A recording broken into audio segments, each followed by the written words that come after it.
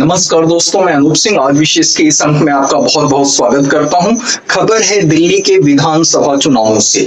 दिल्ली के विधानसभा चुनाव जो है 5 तारीख को हैं और रिजल्ट आना है 8 तारीख को। 5 फरवरी को चुनाव और 8 फरवरी को रिजल्ट। लेकिन चुनाव के ठीक 5 दिन पहले आम आदमी के 7 सिटिंग एमएलए, जो 7 सिटिंग विधायक हैं, वर्तमान विधायक हैं, उन्होंने आम आदमी पार्टी से इस्तीफा दे दिया है।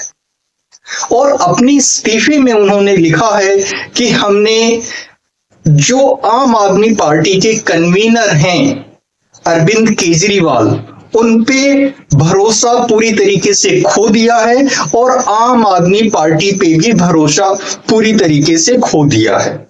मैं बगल में लगा रहा हूं उनका जो रेजिग्नेशन है, उनका जो त्याग पत्र है, उसको देखिए आप। तो चुनावों के ठीक 5 दिन पहले जो सिटिंग एमएलए, अब बात ये आती कि उनको इस बार के चुनाव में टिकट मिला था या नहीं मिला था, लेकिन जो एक सिटिंग एमएलए होता है, जब कोई पार्टी 5 वर्ष तक रूल करती है तो सिटिंग एमएलए की पावर बहुत ज्यादा होती है।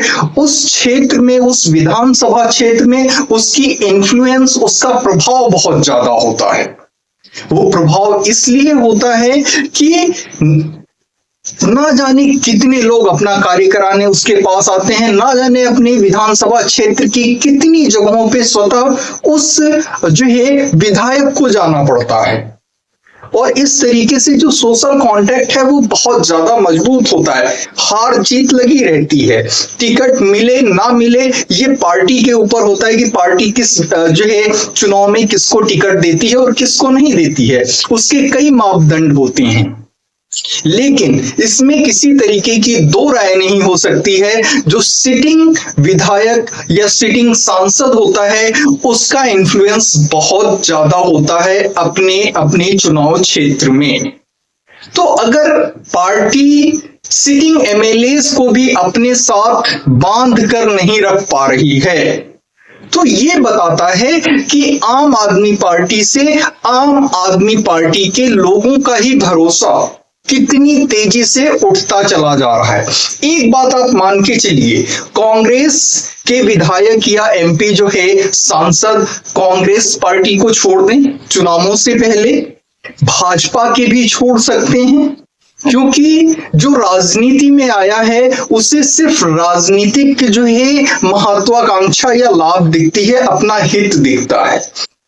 लेकिन आम आदमी पार्टी में जितने लोग प्राइमरी मेंबरशिप वाले हैं, प्राथमिक सदस्यता वाले हैं, जिनको जो विधायक का चुनाव लड़ चुके हैं, विधायक बन चुके हैं, सांसद का चुनाव लड़ चुके हैं, सांसद बन चुके हैं, इस तरीके के जितने लोग हैं वो हैं जो आम आदमी पार्टी की जो विचारधारा है, मैं अच्छी है या बुरी है ये नहीं कह रहा हूं, जो विचारधारा है उस विचारधारा से इन सभी नेताओं की विचारधारा पूरी तरीके से मैच करती है।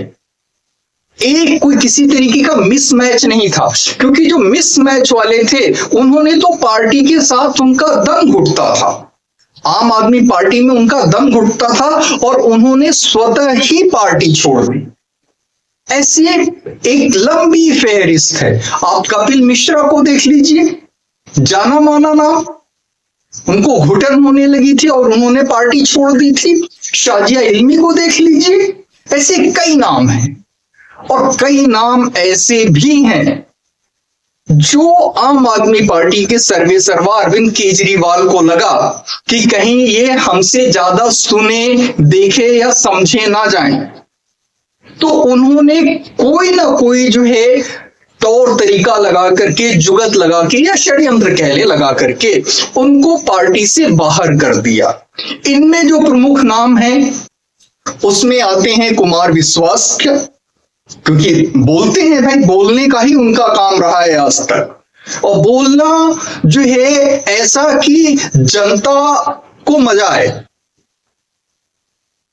कुमार विश्वास का बोलना ऐसा कि जनता को मजा आए, तो कुमार विश्वास थे, जनता को मजा आएगा, जनता सुनेगी। और इसी तरीके से दूसरे बोलने वाले थे योगेंद्र यादव, वो अपने आप को वो चाणक्य से कम नहीं समझते, लेकिन उनको बोलना आता है। He has a very good hold on English and Hindi both languages, so he can speak Hindi and English with equal ease and expertise. तो हमने देखा है उनको आता है बोलना, भले ही वो क्या बोलते हैं और जो है क्या बोलते हैं का मतलब जो है वो सच को झूठ बनाने में लगे हुए हैं या झूठ को सच बनाने में लगे हुए हैं, वो एक दूसरी बात है, but he knows how to speak. तो एक योगेंद्र यादव हो गए, और इसके बाद जो है जो इनका जिस लोकपाल के नाम पे ये पार्टी बनी थी और सारा का सारा जो है जो एक आंदोलन खड़ा हुआ था, वहां उसमें एक एडमिरल थे, सेना जो है नौसेना प्रमुख थे रिटायर्ड, वो निकाल दिए गए थे। वो जो लोकपाल बना था उसके चीफ थे इनकी पार्टी में। और इसके अलावा जो है प्रशांत भूषण हो गए, और ये लोग भी सारे के सारे जो है पार्टी से बाहर आ गए। तो कहने का मतलब पार्टी में वही लोग वही रह सकते हैं जो पार्टी की विचारधारा के साथ पूरी तरीके से जल हैं। बाकी लोग रह नहीं पाएंगे खुद ही घुटन के मारे, या पार्टी उन्हें खुद ही निकाल दे। लेकिन अब जब सिर्फ 5 दिन रह गए हैं विधानसभा चुनावों के, तो 7 सिटिंग एमएलएस का इस्तीफा दे देना ये वास्तव में बड़ी बात है, एक बिग जोल्ट है निसंदेह रूप से। और दूसरी बात यह है इन विधानसभा क्षेत्रों में और दिल्ली में भी इसका असर पड़ेगा, जो मतदाता का मनोविज्ञान होता है उस पर इसका असर जो है निश्चित रूप से पड़ेगा। मैं उनके नाम एक एक करके पढ़ता हूं, आपको बताता हूं। इसमें है पालम से हैं भावना गौर जी, त्रिलोकपुरी से हैं रोहित महरौलिया जी, जनकपुर से एमएलए जो हैं राजेश ऋषि हैं, कस्तूरबा नगर से एमएलए हैं मदन लाल हैं, महरौली से एमएलए हैं नरेश यादव हैं, आदर्श नगर से एमएलए हैं पवन शर्मा जी, और बिजवासन से एमएलए हैं बीएस जून जी।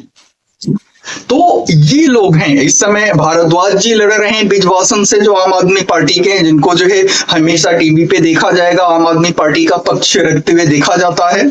तो 6 लोगों को तो पार्टी ने टिकट ही नहीं दिया था, और बाकी एक थे वो किसी केस में फंसे हुए थे, और इस वजह से उन्होंने जो है पार्टी का टिकट लेने से ही मना कर दिया था, चुनाव लड़ने से मना कर दिया था, लेकिन आम आदमी पार्टी की सदस्यता बरकरार रखी थी।